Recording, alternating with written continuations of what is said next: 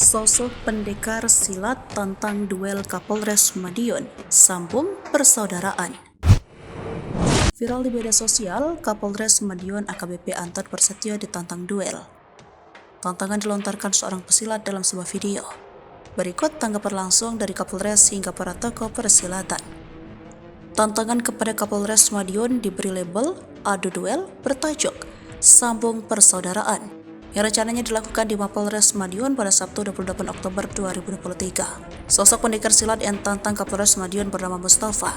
Sambung persaudaraan adalah istilah yang umum digunakan di kalangan perguruan silat untuk bertarung satu lawan satu. Dari penelusuran diketahui bahwa sosok Mustafa merupakan seorang korlap aksi dari Forum Komunikasi Pecinta Budaya yang akan kembali menggelar unjuk rasa di depan Mapolres Madiun Sabtu 28 Oktober 2023.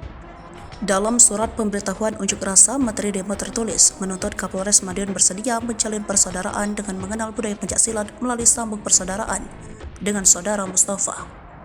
Surat tersebut juga beredar di sebuah akun Instagram.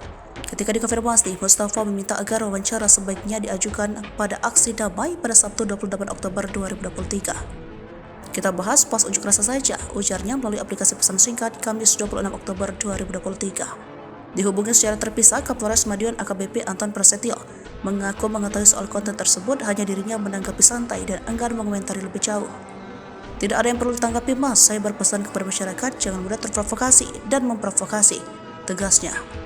Sementara itu, Ketua Umum PSHT Murjoko HW menyebut upaya yang dilakukan bukan dari bagian dari organisasi. Saya tidak tahu soal hal tersebut, sepertinya bukan dari organisasi, tandasnya.